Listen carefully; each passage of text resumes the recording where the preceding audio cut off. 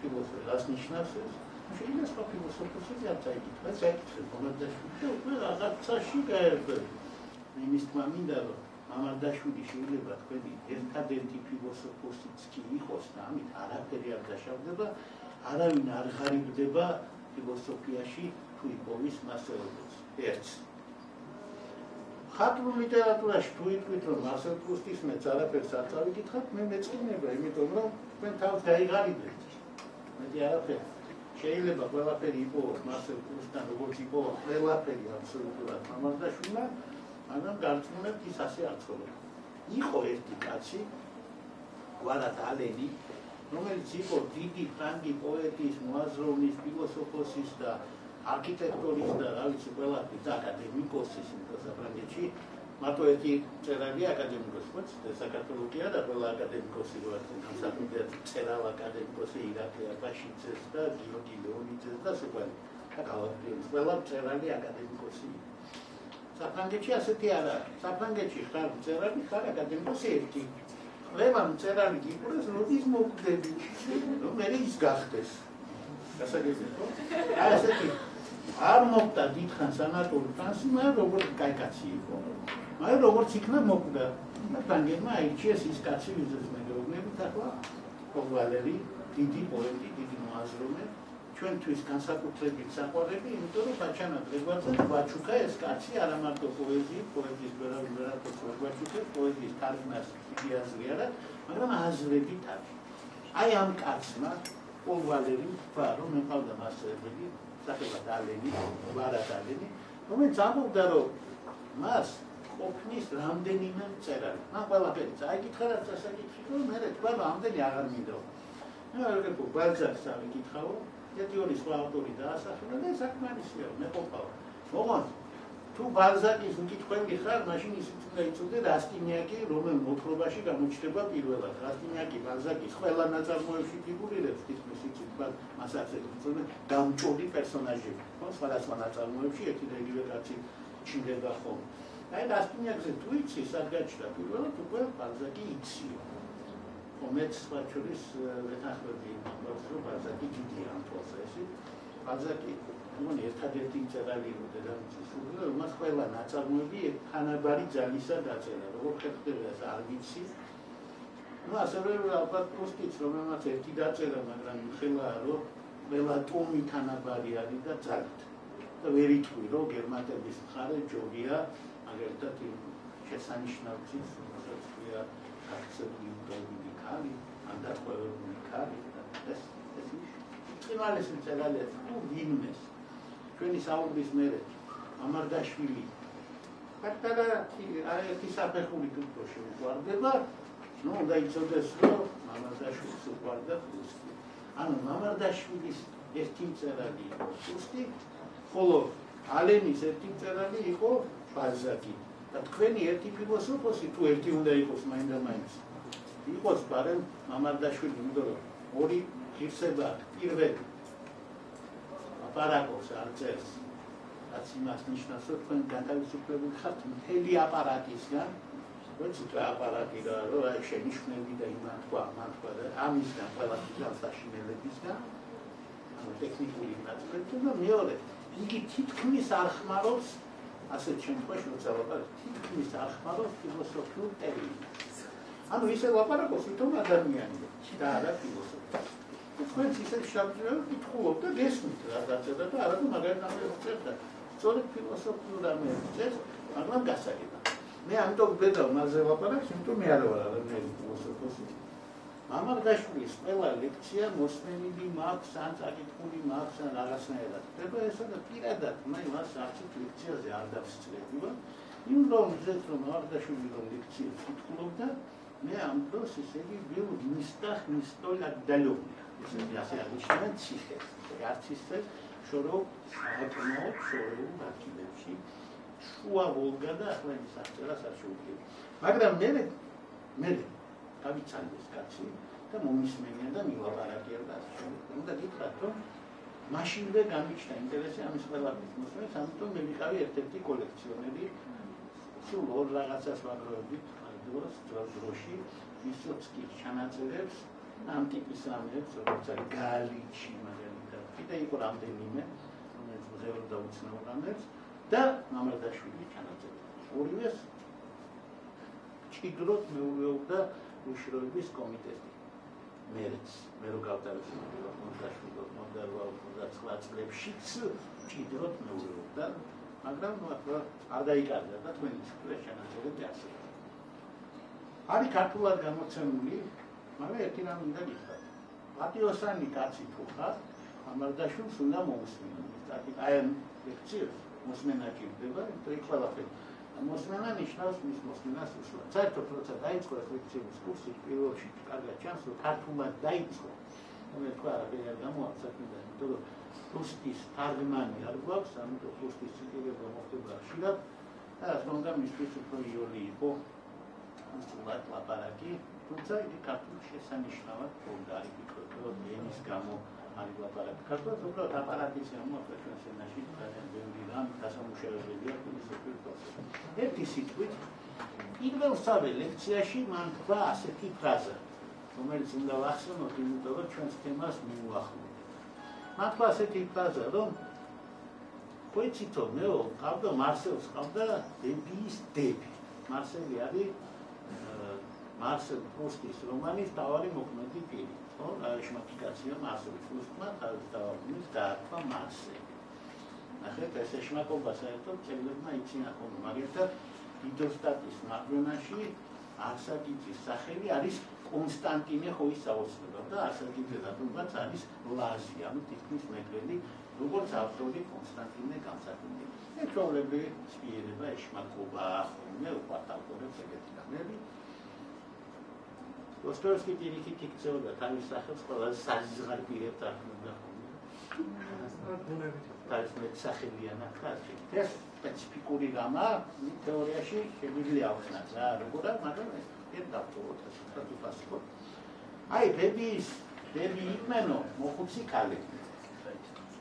ეს მოხუცი ქალები აგონებს ჩვენს ავტორს, მამარდაშვილს აგონებს იმ ქალებს, რომელიც მართლა ყველას მინახავს. რომელიც იქნათ სოფლის არისტოკრატი, განათლებული ძველი ქალები. აი, ბებიებიო, დარწმუნებული იყვნენ, რომ ბავშვი რო გაზარდო კარგად, შვენიერებაში უნდა ამყოფო და საჭიროა იყოს კარგი ნივთები. მაგალითად, კარგი წიგნები, კარგი ნახატები, კარგი საქციელები და ასე შემდეგ. ბავშვი მას დაინახავს, შეხედავს და იხდება, რომ ცხოვრება ესე არის კარგი წიგნი, წაიკითხავ კარგ წიგნს, გახდები კარგი კაცი. გახსოვთ რა წერია ჩვენი წიგნის თავარი მაღაზიას, წაიკითხე წიგნები, უკეთესად იქნები. კიდე კარგი რო არ აწერია წაიკითხე წიგნები, უკეთესი იქნები. იმიტომ ეგ იქნებოდა მამალიტყვი. ყველაზე მეტი წიგნი, რაც მე დედამიწის ზურგზე ხალხი შევამოწმე, წაკითხულია გამხანა სტალინს. ყოველ შემთხვევაში ობიექტურად ამტკიცებულია, რომ 20,000 წიგნი წაკითხული აქვს. იმიტომ მისი მარგინალიები ვიპოვეთ. მოკლედ სტალინი აღმოჩნდა, რომ წიგნებს კითხულობდა. ასე რომ უკეთესი იგი აშკარად არ გახდა. თუმცა გასაგებია ციგნი კაცი იყო. დაურეკავდა პასტერნაკს, კითხავდა მანდელშტამი გენიოსია, პასტერნაკი პატიოსანი კაცი იყო, როგორ ეთქოდა მანდელშტამზე გენიოსი, როცა ასე არ ფიქრობდა. რომ მან იცოდა პასუხი ვინ იყო გენიოსი. თვითონ იყო გენიოსი. იმან უპასუხა არა. Очень хорошо. Раскрылась Мандельштама, განაცხადა ამხანაგმა სტალინმა. რომ ამასაც ეხსნა პასუხისმგებლობა და ასე შემდეგ. სტალინი იყო საშინელი პიროვნება, მაგრამ წიგნები ჰქონდა წაკითხული ბევრი. წიგნების კითხვა რას იძლევა? ამას მე ვინმეවත් ახლა ვეკითხი, წიგნები გაძლევთ მარტო ერთ რამეს. კითხულობ ბევრს არ მოიკლავ თავს. ნაკლები შანსი აქვს, რომ მოიკლა თავი. წიგნი არის სიცოცხლე. ის ჩუქნის სიცოცხლე. მე ამ სიცოცხლეს გაისაქმისმის მოიყვარ. გაია თუ საქმისმის მოიყვარ. თუმცა მაგრამ თავს არ მოიკლავ. წერლები მოიკლავენ, ისინი წერენ, კითხველები არ მოიკლავენ, იმიტომ რომ ისინი კითხულობენ, რომ მათ მაგალითად არ უკვე მოიკლეს იმან, ამან, ბევრი წერია. დაგიდგება კრიტიკული მომენტი, დაგეხმარება ხალხური ცოდნა, რომ აი ეს ხო დაუდგა იმას და აი ესე მოხდა და ის იმან მოიკლა თავიდან მერატომ და ეს ძალიან სერიოზული არგუმენტია, მაგრამ ახლა არ გამოვეძებთ. მოკლედ ბებიებს გონიათ თურმე რომ თუ ბავშვს გარშემო ამთხარ ჭეშმარიტებას, სილამაზეს და სხვა, და სიბრძნეს. ის გაიზრდება კარგი. კაი ციგნებს დაანახეთ, წააკითხე და კაი. ასე გონია. პოლიტიკოსაც გონიათ, რომ ეს ყველაფერი ძალიან სწორია, ბებიებივით, ამიტომ საჭიროა სიბრძნე, რაც შეიძლება ნათლად გამოხატოთ. მაგალითად დავაწეროთ კედელზე. მაგალითად დავაწეროთ კედელზე, თუნდაც ეს აზრი, რომ წაიკითხეთ ციგნები უკეთესად იქნება. იმდი ასე. იმხელა ასევე დაწერია, რომ ხანდახან საჭე შეიძლება გაექცეს მძღოლს. და უკეთესად ვინ იქნება ეს რეკლამა არის ავარიების გამოცვლების მესამე მიზეზი. პირველი მიზეზი არის მუსიკა. მიკრომუსიკა გვაქვს იტანაში. ჯაჭი ჩუპირო. რატომ? იმიტომ რომ გვერდით გიზის ადამიანი გეუბნება ჩამირთე ის. აი ის არა გაქვს და შენ როგორ თუ არა მაქვს. მანქანა. ბაჭუეს მამადაშვილს უყვარდა ტექნიკა. ძალიან. უბრალოდ მაშინ ესეთი რამეები არ იყო, მაგრამ რაც იყო, ის უყვარდა. ამიტომ არსებობს მისი ჩანაწერები. ეს საუკეთესო მაგნიტოფონები ინდოინდები რა. ეგრეთ წოდებული ბაბინის ხვეწეს. უმაღლეს ხარის უზრუნველყოფდა. თორე ჩამწერები გვაქვს, ისინი უზრუნველყოფენ 128 ბიტიან ხარისს. და ის ოსლესია, წოდებული დანაკარგო ჩანაწერებია მაგნიტის. თუ ერთხელ გადაწერე და გააციფრე, არაფერი არ ასწორდება. სამწუხაროდ არა კარგად გაციფრებთ, როცა უსმენთ შეიძლება რაღაცა მომენტები კარგად გაიგონოთ, მაგრამ მე მაინც მოგიწოდებ, რომ უსმინოთ ამაში. ბებიებიო ამბობს დიდი ფილოსოფოსი არ არიან მართალი. არც პოლიტიკოსები არ არიან მართალი, მაგრამ კედლებზე აწერენ სიბრძნეს.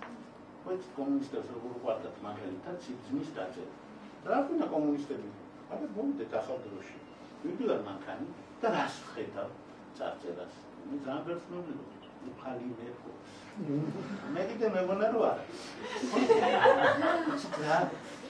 მე არაფერი არ მაქვს საწინააღმდეგო. უბრალოდ ზოგიერთს გონია რომ ეს უნდა დაიწეროს. ამიტომ ისინი ამას გვიწერენ თვითი ასოებით, უფალი მერყოს, ჰიკალამაზია.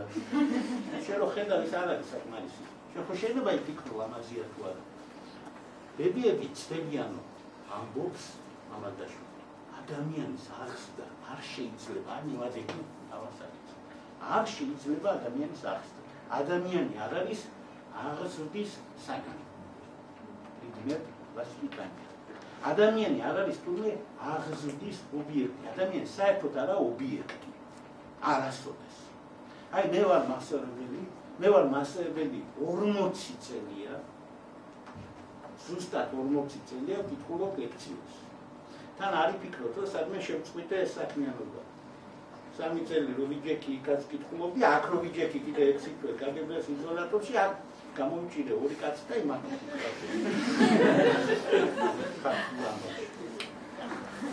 ჩვენ ქართველები ვართ მასალები, ბუნები.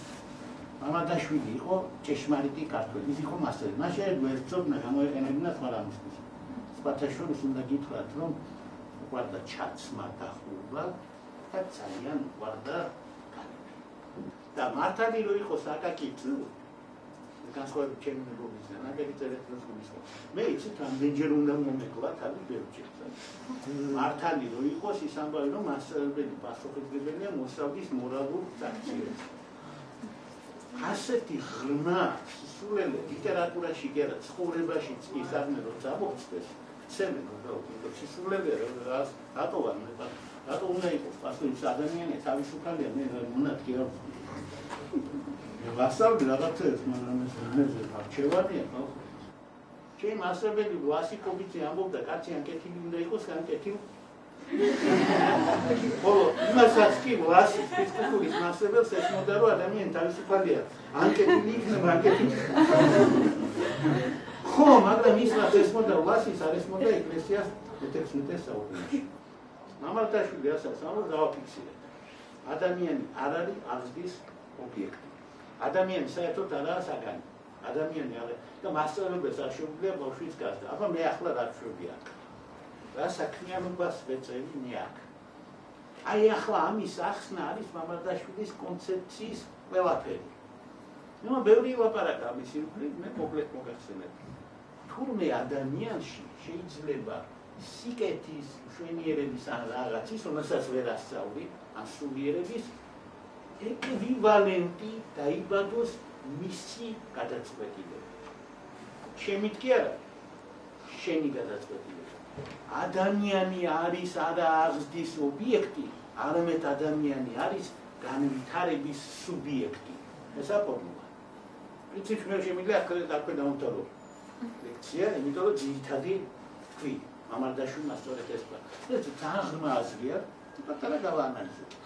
განვითარების ობიექტი არა, ანუ შენ მას ვერაფერს ვერ ასწავლი. აბა შენ ვითი ეხმარებ, მაგრამ ეხმარები ადამიანს ვითი. იმით რომ მასში ის თვითონ აღმოაცენებს იმის ეკვივალენტს, რაც უნდა გახდეს. ანუ პატარა თესლი რაღაცა უნდა დაიბადოს მაშინ, მაგალითად შვენიერების არის. მე ახლა რაღაცას ლაპარაკობ და ეს შეიძლება სიმართლე, შეიძლება თქვია, ჩვენ ვერ მიხვდებით სიტყვები ერთი და იგივე. როგორ უნდა მიხვდეთ? აი ზოგი მენდობა, ზოგი არა, მაგრამ ის ვერ ვანო, ერაბიშვილი საიწყარი პიროვნება. ну შეიძლება არა, იმიტომ რომ ვიღაც ამბობს რომ აი ეს იზღება ამას და სიტყვები ერთი და იგივე. სიმართლეს და ტყუილიც გამოითქმება ერთი და იმავე სიტყვებით, ერთი და იმავე ინტონაციით, ერთი და იმავე ისეთი ხარიდან, აღდის, ახიდან, მტკიცებდნენ ამას წინა ორივე მხარე რომ იმან გააკეთა კლიპი, მე ვიცი და არა იმან გააკეთა, ორივე ისე დარწმუნებული, შეიძლება დაიჯერო, მე ორივე დავიჯერე. ადამიანი თურმე რაღაცით განასხვავებს სიმართლეს და ტყუილს. იმისთვის რომ განასხვავოს სიმართლე და ტყუილი, უნდა მოხდეს რაღაც. ეს რაღაცა უნდა მოხდეს შიგნით ადამიანში. ანუ მე გარედან მე ვიტყვი ამას, ის იტყვის იმას, ორივე კარგად ლაპარაკობს. მოусმინე ამას, ვახ ეს მართალია. მოусმინე ვახ ესეც მართალია. ორივე მართალი ვერ იქნება. ერთი ამბობს რომ არის B და მეორე ამბობს რომ B არის C და რაღაცნაირად რომელიღაცა ტყუის. სად არის განსხვავება? განსხვავება არის იმაში, რასაც მამარდაშვილმა დაარქვა შინაგანი აქტი.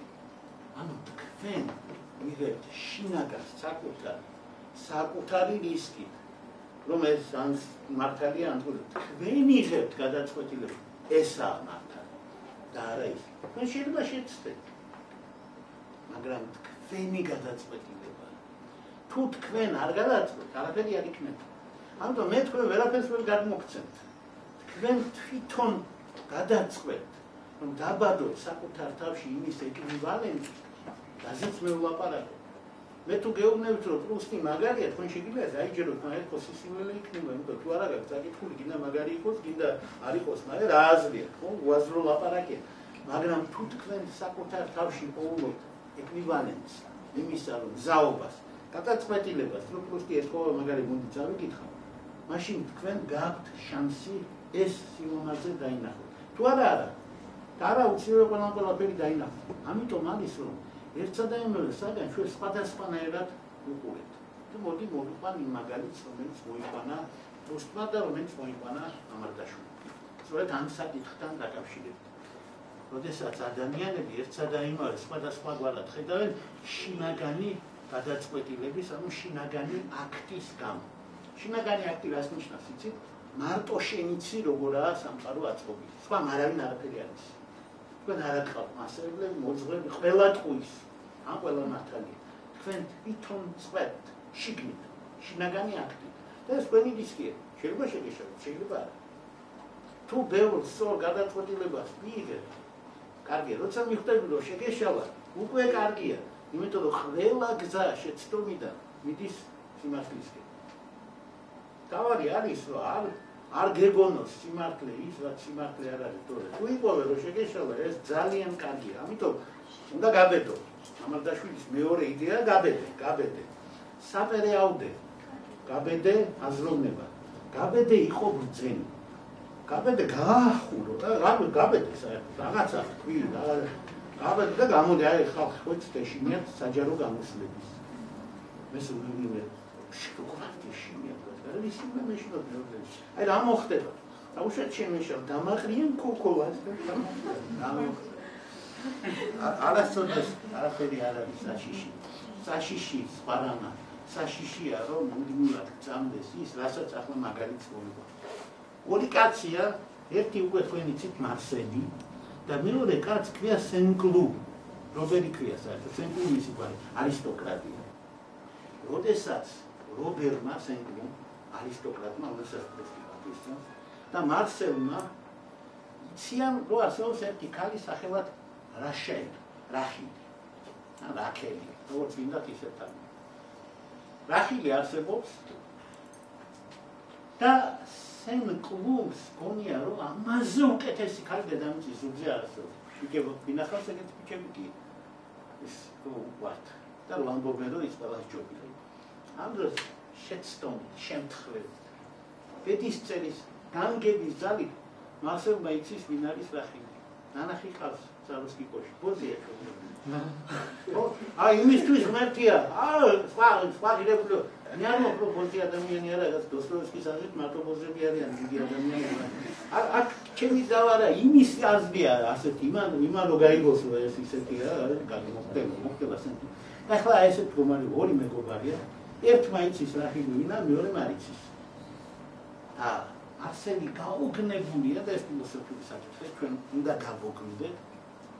რა ბრმა ადამიანი. როგორ ვერ ხედავს ამან იცის ვინა და იმას გონიათ და ის მივა მსახიობია ეს რახილი და ფანტასტიკურია როლში.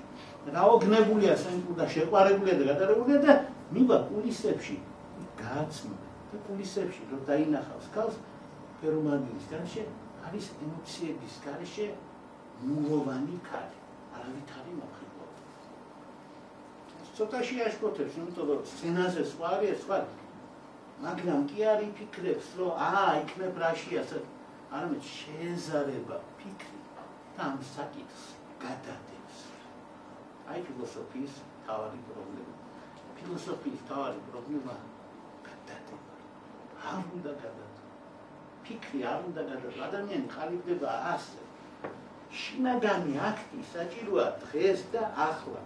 ყველანაირი ამაზე მერე ვიფიქრებ. ეს საკითხი გადავდოთ მეორე მოსმენისთვის და ეს არის დამხუპველი. აი გუსტი, აი მამარდაშვილი, აი ფორმულა. ადამიანი არის განვითარების სუბიექტი, ის თვითონ წვეთს რა და როგორ იქნება. თავარი არის ეს ადამიანი არ იყოს ზარმაცი. ზარმაცი ნიშნავს მორალურად გადაგვარებულს. ზარმაცი ნიშნავს გადამდებს. არ გადადო. გასავლის იმისთვის რომ ცოცხალი იყოს საჭიროა ძალისხმევა. რას ნიშნავს ეს? აი წარმოვიდგინეთ, ხო? აი ეს არის ნივთი. და მე მაქვს ბურთი და მინდა ბურთი აი გაჩერდეს. არ გაჩერდება რა, როგორც აი გავაჩერებ, უნდა ხოი ჩავდება, ხო? ამიტომ საჭირო მე ჩიქა დავიჭირო, ბურთი დავდო და ვატრიალო. თემი ძალით და ეს იქ იქნება ყოველთვის. ამ სიმაღლეს. ის არ ჩავარდება, სანამ ვატრიალებ. წაში მიყავთ ვარჯიში. არა პრობლემა. არ ჩავარდება. მაგრამ საკმარისია ხედი გაუშვეთ ჩავარდება. ცხოვრება ეს არის ძალისხმევა. რეალ. სიცოცხლე არის ძალისხმევა. არა ძალისხმევა ადამიანი მოხდება. გადადე ხარიხა. თუ ადამიანი აღზრდის ობიექტი არ არის. თუ ბებიები და პოლიტიკოსები თავისი ტრანსპარანტებით მირუმირ უმჩეს ისოვეს ნაშე ეპოქი პარტიაზე იყო ან უფალი მეფობს ან სიკეთე ქმენ ან ხედარგე ან რამექენი ან ვიყვარდეს ერთმანეთი ან გადავარჩინოთ სიცოცხლე ან ჟურნალისტები არიან ახლა ავამტყობ ბავშვებთან ერთად შეხედან ხვდებით რომ აქცია რომლის ერთი თეთრი არ შემოვა მაგ აქციიდან მაგრამ ზოგადად ნემ დაიხარჯა იმების დახატვაზე და ჟურნალისტების გამოფენაზე რომ ისინი ამბების მომწოდებელი კი არა ისინი ჰუმანისტები არიან რა კარგი ამას რა ჯობია უბრალოდ გაუაზრებელი ქველმოქმედება დანაშაულზე უარესია იმიტომ რომ ერთხელ ერთ მაგალითს გეტყვით შალამოვს აქვს აღწერილი ასეთი შემთხვევა ერთი ჯგუფი ამბავი ხდება საფრთა გულაგში და ერთი ჯგუფი ჩავარდა და უკვე ვერ აშრომობს და ყველა ხდება მოვიდა ახალგაზრდა ლეიტენანტი იმას ჩაბარდა იმან თქვა რომ როგორ აი ხალხი რა დღეშია მომეცით მე კამპოტი მომეცით კატლი რაღაცა მომეცით რომ ხალხს ვაჭამო რომ წამოდნენ და მისცა და დაიჭრნენ წავიდნენ ლესოპავალზე რომ იმუშაო და ერთმა ეგრევე გადადგა ნაბიჯი და იქ ასეთ წესია შაქ სტორონო ვაბეკ და უნდა მოკლა და მოკლეს მე რეალი ახსნა იმ პატარა კლუბმა კამპოტმა მას მისცა ადამიანს ლაშკაცობა გადაედგა ნაბიჯი. ანუ შინაგანი აქტი ჩაიდინა და გადადგა ნაბიჯი და მოკლეს. ანუ ის ვისაც მისთვის სიკეთე უნდა და გამპოტი რომ მოუტანა ბოროტი არ მოჩნდა, იმიტომ სიკვდილს მოემსახურა. ამიტომ ქველმოქმედება ეგრე მაგვიდე ახალი შეიძლება კაცს ფული მისცა და წავედი თოკი იყიდოს, იმიტომ მანამდე არ ქონდა მაგის ფული და შემოიქცოს დავი. უნდა ძალიან ფრთხილად აკეთოთ ქველმოქმედება, ყველაფერს ცოდნა უნდა. ამასაც სწავლოთ.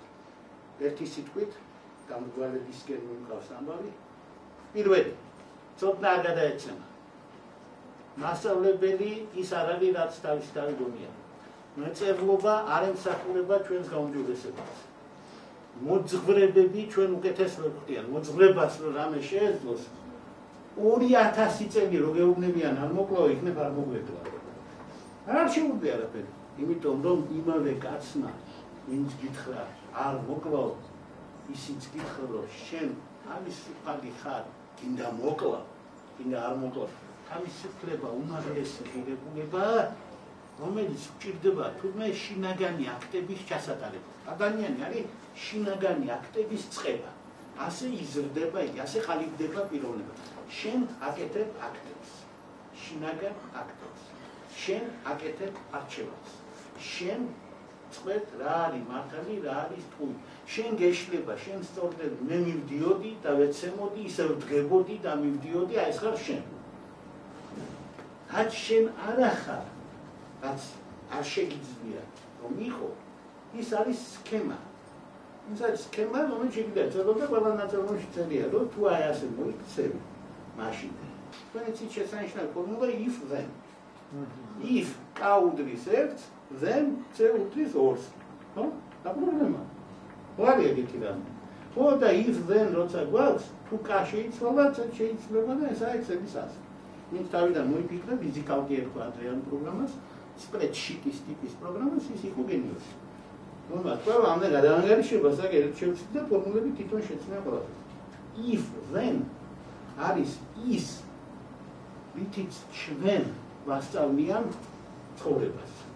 ანუ თუ კარგად მოიქცევი, კარგად წაიკითხე წიგნები, უკეთესად იქნები. თუ წაიკითხავ, მაშინ იქნები უკეთესად. თუ ისწავლი, მაშინ იქნები წარმატებული. ეს ყველაფერი ტყუილია. ყველა ფორმულა, რომელიც არის if then-ზე აწყობი, ტყუილია. იმიტომ რომ თუ შინაგან აქტს არ მიიღებ, არაფერიც არ იქნება. არაფერიც არ იქნება. დოსტოევსკის ხავს პერსონაჟი. გახსოვთ დანაშაული და საჯელი კაცმა მოკლა კალი და მიაღოლა მეორე კალი. ზურდად მოიქცა ძალიან. გამოძიება მიმდინარეობს. და ერთი მღებავი გამოცხადდება ითქვის მე მოკალია. რაც ეს დამთავრდა რა, გამოიძიეს. დამთავრდა კაცმა თქვა მე მოკალია. რატომ თქვა კაცმა მე მოკალია? იმიტომ რომ მას მოწყვება ქრისტიანობა ასწავლის, რომ შენ ქრისტეს რახან არ გავხარ, უკლეცობილი ხარ, ამიტომ უნდა დაისაჯო და ის თulis რომ რახან მას აბრალებენ ამას. ბარემ აიღებს თავის თავზე ამ დანაშაულს, იმიტომ რომ რახან გაბრალებენ. მორალურად ნამდვილად დანაშაულს აქვს არა თუ ვერ ცხოვრობ ქრისტესავით. ვინ ცხოვრობს ქრისტესავით? რო თქვა ეს, იცით, ძველ აღთქმაში წერია სხვის სწორი არ გინდაო. ახალ აღთქმაში წერია არ შეხედოო, არც იფიქროო. რო არ ვიფიქრო. არც ვიფიქრო. ასე ადვილია, რა? თქვენ აბა ვიკეთე არ მაქვს, მაგრამ გოგოებმაც კი შეიძლება რამე იფიქრო. ადამიანი იღებს რა შინაგანი აქტის გადაწყვეტილებას, ქმნის თავის თავს. როცა არ უნდა ქეთელაური ატირდა როგორც ქალი, იმ მომენტში მან შინაგანი აქტით გამოცვალა თავისი მსოფლმხედველობა. თლიან. წარმოგიდგენთ, რომ არის ამ საზოგადოების შვილი, ქმნის რომ რასაც უმრავლესობა ამბობს, ისაა სწორი. ხო? ვინმე მისე იგი რამე პერადოვანი დროშები ააფრიალა და იმას უნდა ჩაარტყა და უნდა მოკლა და ასე შემდეგ. იცის. ამის ნაწილია და უცებ დაინახა რომ არა. არ არის ასე. ელვა დაარქვა მას დიდმა მეცნიერმა ბერძენმა ჰერაკლიტე ეფესელმა. ელვა, გაელვება არის ჭეშმარიტი გაელვებს. წამით. და შენ კიდე მეუბნები გადავდექო, როგორ შეიძლება რომ გაიელვებს აი მაშინ. უნდა იმუშაო, უნდა იფიქრო, უნდა გაბედო, ფიქრი უნდა გაბედო. ერაკლიტე ეფესელი გეუბნება, რომ ელვის დროს შენ დაფიქრდი, აზროვნება სიცოცხლე ელვა და აი ალუდა კეთილაობის წინ გაიელვა მომენტმა, რომ მოკლულმა კაცმა თოფი გადაუგდო და უთხრა, რომ შენი იყოს. და ამან მოახდინა მასზე, რა თქმა უნდა, ზეგავლენ. და კი არ გადადო ახლა მაგარი რაღაცა, მაგრამ აი ამაზე მე ვიფიქრე, მაგრამ იუცკაც აპირდა როგორც კაცი. და დაიწყო მისი გარდაქმნა და გაჩნდა ახალი პიროვნება. პიროვნებები ასე ჩნდებიან. თქვენს ყველანი პიროვნებები ბრძანდებით და თუ კი ვინმე მართლა პიროვნება ეს იმას კი არ ნიშნავს, რომ გენეტიკამ განსაზღვრა დედანახე, მამანახე, შვილი ისე გამონახე, ამაზე სულებული გამოთქმა არ არსებობს, იმიტომ რომ დედაც ნახე, მამაც ნახე, მაგალითად თომას მანი და კატერინა მანი ნახე, მაგრამ ერიკა მანი ვერ გამოუნახე, იმიტომ რომ არც დედასავით ნიჭიერი იყო, არც მამასავით ნიჭიერი იყო და მამისმა თავი არ მოიკლა და ამან თომას მანის ყველა შვილმა თავი მოიკლა. შინაგანი აქტი წყვეტს ეს ცოცხალია თუ მკვდარია. მკვდარი სიცოცხლის მერე კი არა. მკვდარი არის აქ და ახლა. ყველა არასწორი აზრი არის ნარჩენი. ანუ მკვდარი. და ჩვენ ცხოვრობ და სადაც ცოცხალ შორის. აქ უამრავი მკვდარი საგანია. აი ცოცხალი საგანი. ხო, იმიტომ რომ მუდმივი კავშირია რაღაცასთან. საკმარისია 3G გამოირთოს. საკმარისია Wi-Fi გაიქიშოს, მკვდარი საგანი იქნება იმ წუთას, მოკვდება იმ წუთას. თუ ვერც დარეკა, ვერც ვერაფერი ერთადერთი არის, რომ სიკანა რჩება კიდე და თამაშება. გასაგებია, ნაწილობრივ მაინც მოხდება. ანუ ყველაფერი სიცოცხლე და სიკვდილი არის შინაგანი გადაწყვეტილება. თქვენ წყვეტ რა ცოცხალი და რა მკვდარი. ეს ერთი და მეორე. თქვენ არავინ არ გზრდით. რაც არავინ არ გაგზავნა. დედიკოს და მამიკოს დიდი მადლობა გენეტიკური წყობისთვის, რომელიც ჩვენ გვაქვს. სიმაღლე, სიდაბლე, მეტყველების უნარი, სხვა ბევრი რამ გენეტიკურია, მაგრამ არა პიროვნება. პიროვნება აბსოლუტურად დამოუკიდებელია დედაზე, მამაზე, სამშობლოზე, ენაზე, კულტურაზე და ასე. პიროვნებას ადამიანი თვითონ აკეთებს. ყველა სხვა თეორია არის სისულელი. ყველა სხვა თეორია შეგვიძლია დავარქვათ ტოტალიტარიზმი. ყველას. ყველაზე ტოტალიტარული ფიგურები არიან მასწავლებლები. ამიტომ ჩვენ ვალდებული ვართ მასწავლებლები. ეს გვახსოვს. ვარავის თავზე არ მოახმიო. ადამიანებს იცით ჩვენთან რა ხდება ხოლმე საქართველოში. მაგას ეკითხე, შენი აზრით ანა კარენინა სწორად ჩემი აზრით კი იმას რას ლაპარაკობ? შენი აზრით ანა კარენინა არასწორად მოიქცა. იმიტომ რომ თავარი იდეა ერთხელ თქვენს მოდი დავახასიათოთ სტალინიზმი მოკლედ. რა არის ტოტალიტარიზმი? ანუ სტალინიზმი მოკლედ. 5 წინადადებით კი ბატონო აღვილია. 3 წინადადება, 2 წინადადება, ერთითაც შეიძლება რომ ტოტალიტარიზმი ისეთი სისტემაა, სადაც ადამიანის ყველა საქციელს აკონტროლებს და გარდაქმნის საზოგადოება სახელმწიფო. და ორი სიტყვით და ტიპმა თქვა მედიცინა, ორი სიტყვით. და თქვა, არის ასეთ ლათინური გამოთქვა sum cuique. ყველას თავისი каждому свое. დაირუსმა კაცმა სტალინიზმი გამოხატა ორი სიტყვით. каждому моё. каждому моё, ანუ ყველა მიფიქროს ისე როგორც მე ვთქვი. ვაჟა-ფშაველას არწივი არის საქართველოს სიმბოლო.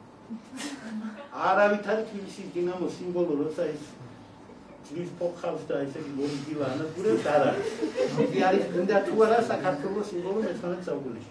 ანუ ვაჟა-ფშაველა იყო იდიოტი, დაწერა ლექსი ერთი კონკრეტული შემთხვევისთვის საქართველოს მე-19 საუკუნეში. მე-21 საუკუნეში ამ ლექსმა დაკარგა ასე. და რო არ დაკარგა?